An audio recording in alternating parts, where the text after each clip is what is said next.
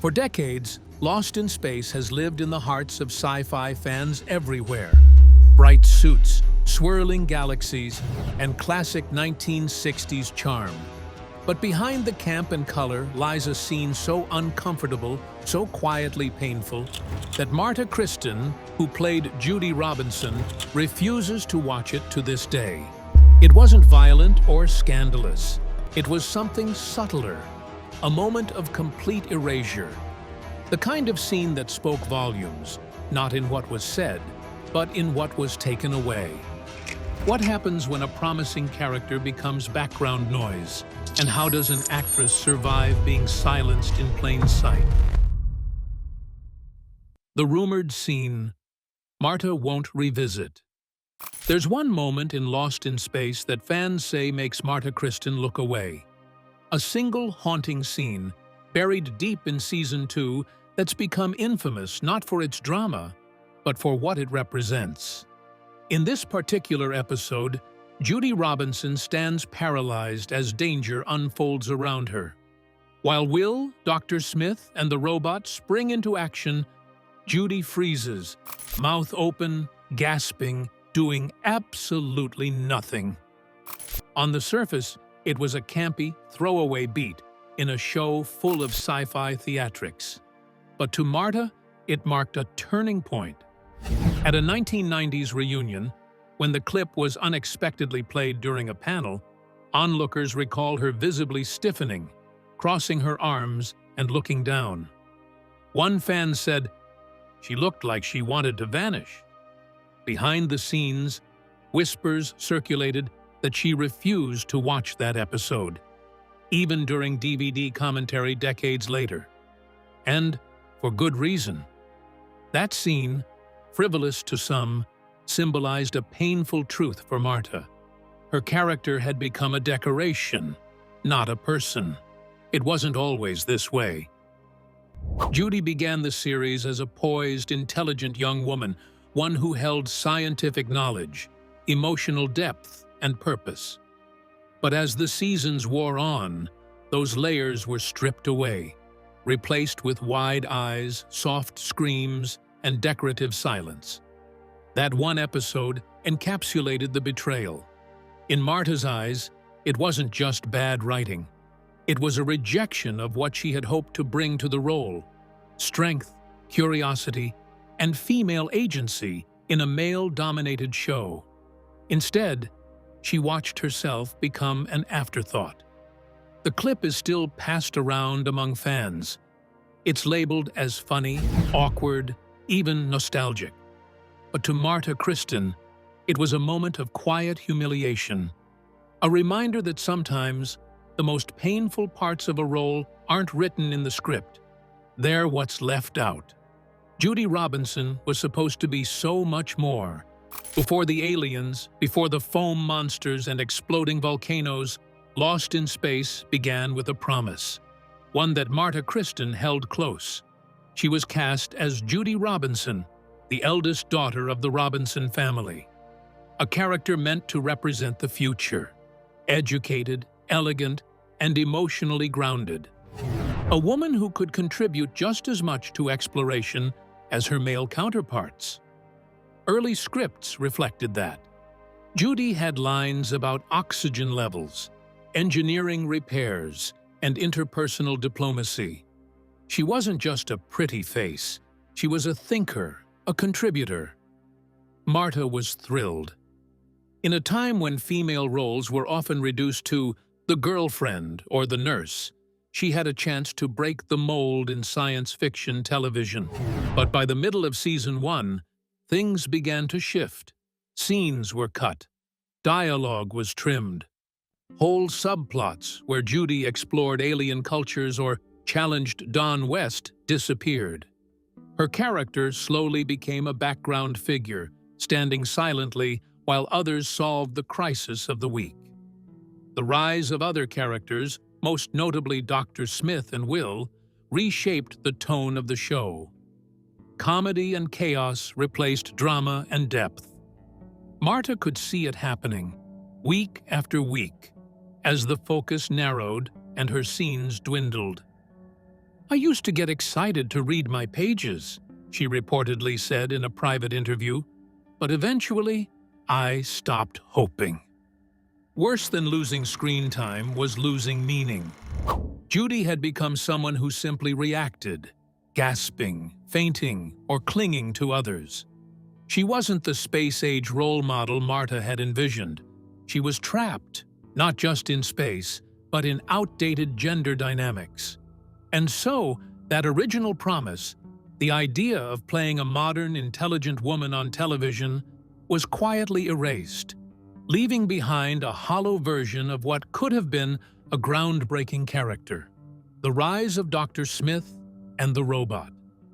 Ask any fan what defined Lost in Space, and you'll hear three names: Dr. Smith, Will Robinson, and the robot. Together, they became the trio that fueled the show's humor, suspense, and identity. But behind their growing stardom was a quiet casualty: the rest of the cast, especially Marta Kristen's Judy. It didn't happen overnight. Early episodes were more balanced, featuring family dynamics, shared missions, and rotating plot lines. But Jonathan Harris, who played the conniving and cowardly Dr. Smith, was no ordinary actor. He was a skilled writer, too, and he rewrote much of his own dialogue, injecting charm and chaos into every line. Audiences loved it. Producers saw the numbers and made a decision. If Smith got the laughs, Smith got the screen time. And with that shift, the show's focus narrowed. Entire episodes became Dr. Smith adventures, with Will tagging along and the robot providing comic relief. Meanwhile, Judy faded. "I would read the script and realize I was in maybe 2 scenes," Marta later admitted to a friend, usually saying something like, "Be careful, Don." That was it. The show that had begun as a family survival drama became a vehicle for camp and caricature. The deeper themes, exploration, identity, even romance, were abandoned. Judy's relationship with Don was barely explored. Her emotional growth stalled. Even the show's parents, Maureen and John Robinson, saw their roles reduced to cautionary advice and occasional wisdom.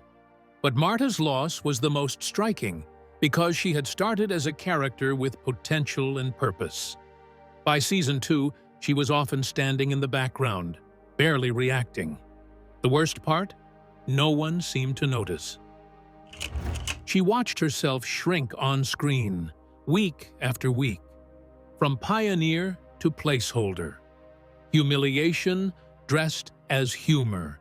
In one particularly painful episode, Marta Kristen's Judy runs from a rubbery, foam-covered alien, flailing her arms and screaming, "Oh, nice!" The creature lumbers slowly behind her, less menacing, more laughable. The moment became a fan-favorite clip, often replayed at conventions for laughs. But to Marta, it was deeply humiliating. "It was supposed to be scary," she said in a rare private conversation, "but it just felt ridiculous." That scene marked the point where comedy overtook character, where fear wasn't used for tension, but for spectacle. Critics later called it camp over content. The dignity Judy once carried, gone. Even the cast noticed. Off-camera, the crew stifled laughter during takes. Marta, increasingly disillusioned, would return to her dressing room without speaking. "It felt like I was the punchline, not the character," she admitted. The worst insult came not from the foam monster, but from the script. Judy didn't fight back. She didn't use her intelligence. She simply screamed, ran, and collapsed. "I felt like furniture," Marta later said. "I was just there to be looked at and screamed at." That scene still circulates online. But it's not funny to everyone. Some see it for what it really was: a missed opportunity wrapped in latex and fake fear. A tense day on set.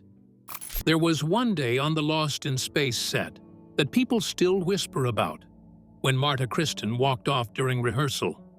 It happened during a read-through for a mid-season 2 episode. Judy had just one major scene. In it, she began a line, gasped mid-sentence and fainted. No explanation, no follow-up. Just another scene of her character rendered helpless. Marta looked at the director and said quietly, but firmly, "Can she do something useful? Just once?" The room went silent. The director didn't look up from his notes. After a pause, he reportedly said, "That's not what she's for." Those 6 words landed like a slap. Angela Cartwright, who played Penny, would later recall the moment. Marta closed her script, stood up, and walked out. Nobody followed her. Nobody said a word. It wasn't diva behavior. It was a breaking point.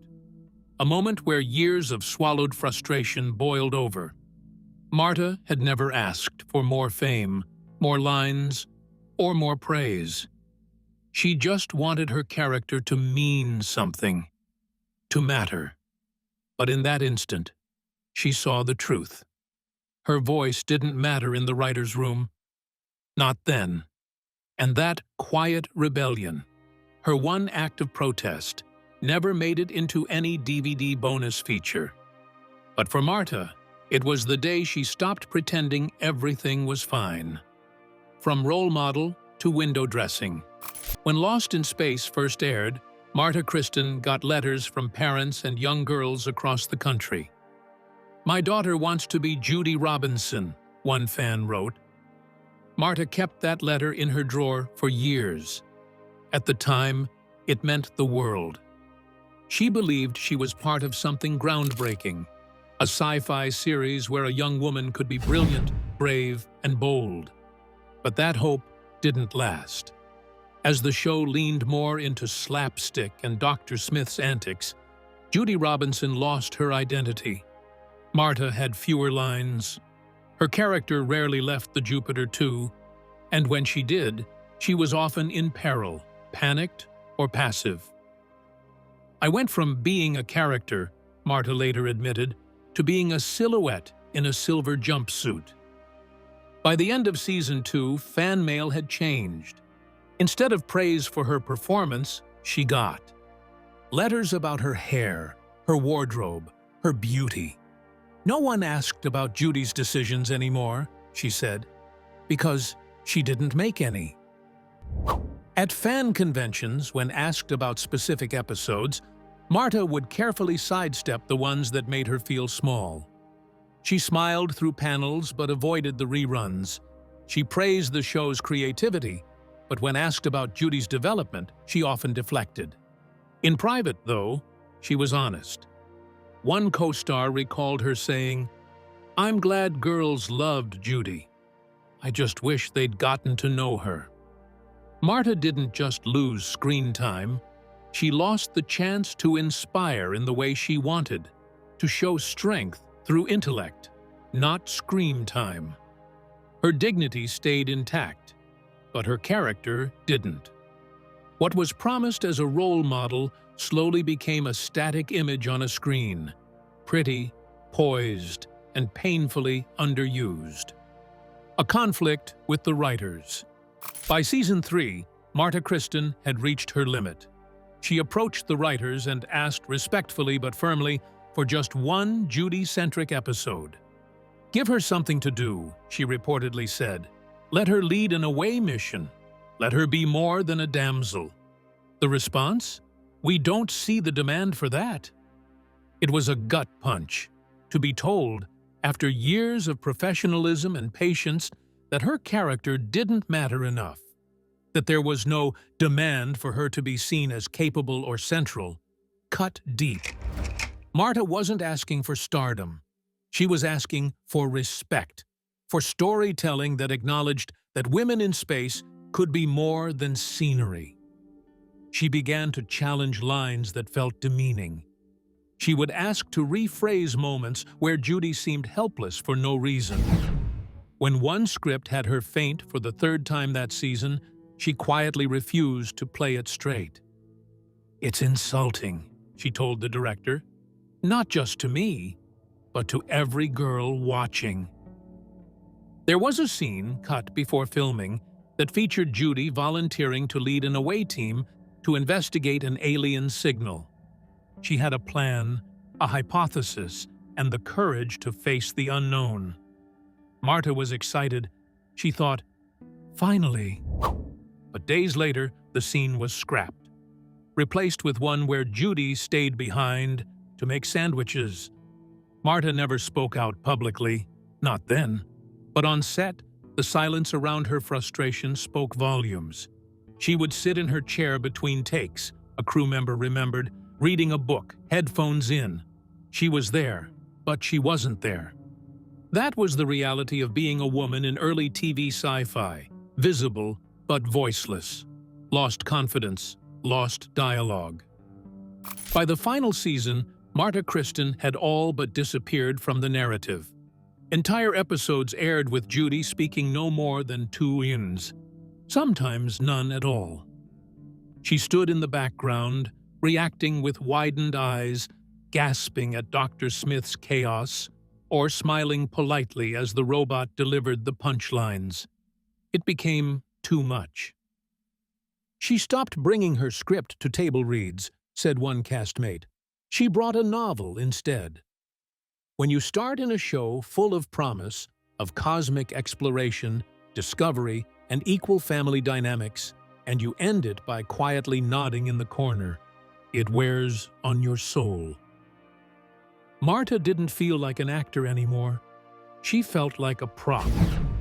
It wasn't just screen time that disappeared. It was dignity. One episode infamously gave the robot more dialogue than Marta's character.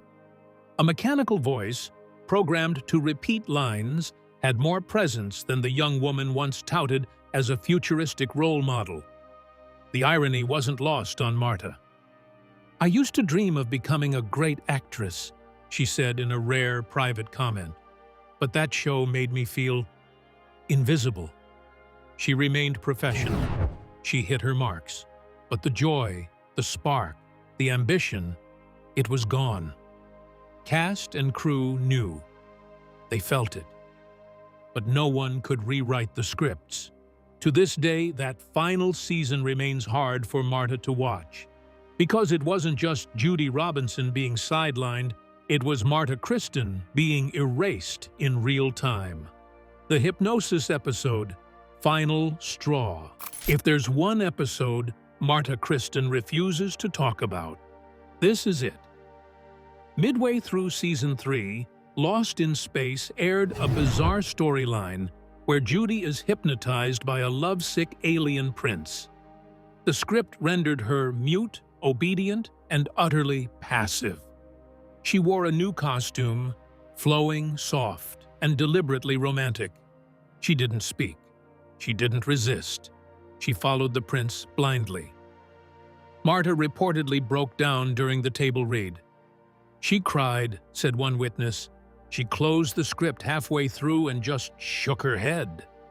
This wasn't science fiction anymore.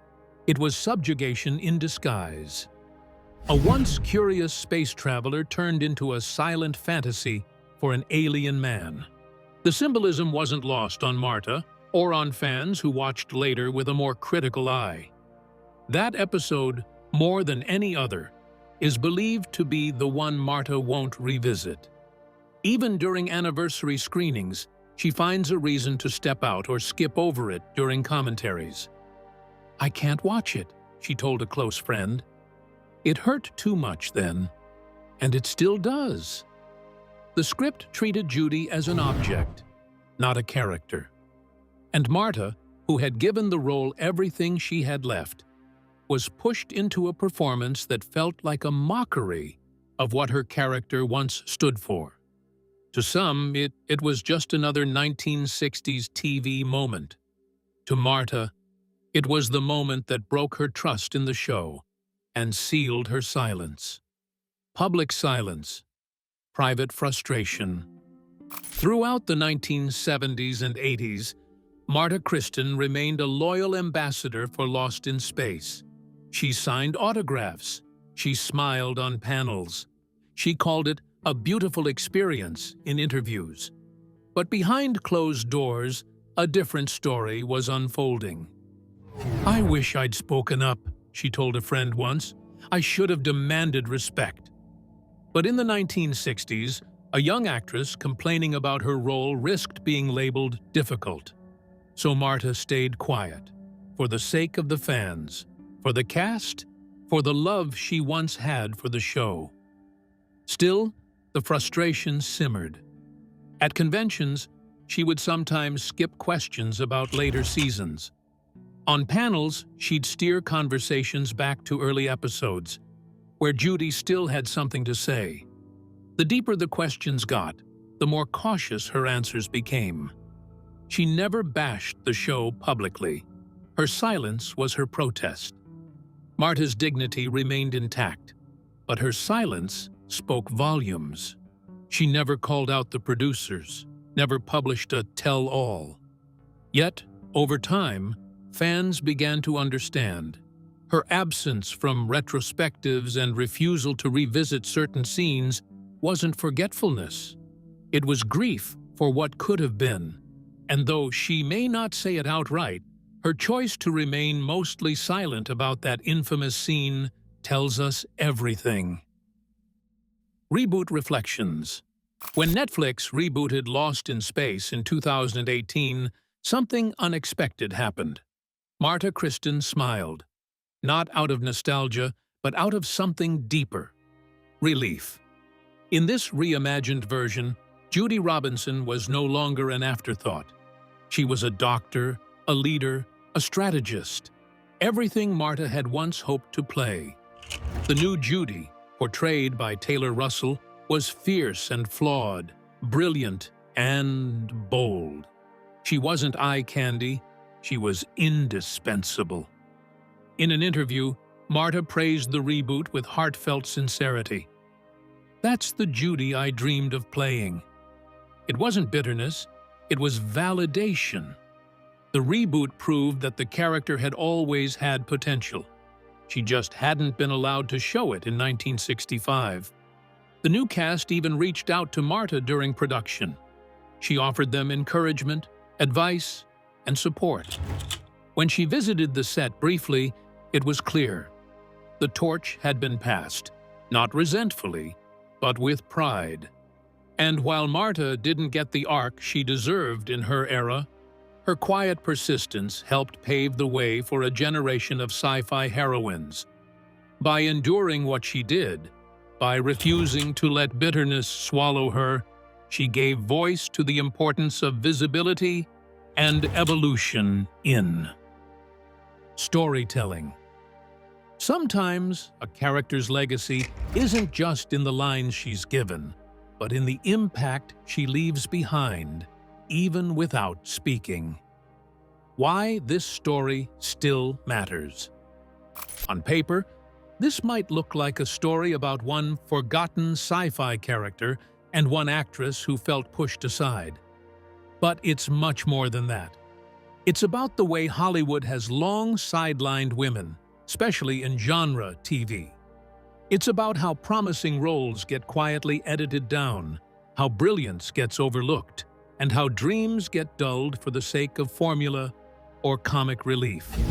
But more than anything, it's about resilience. Marta Kristen didn't storm out. She didn't sue the studio or rage against the writers. She chose dignity.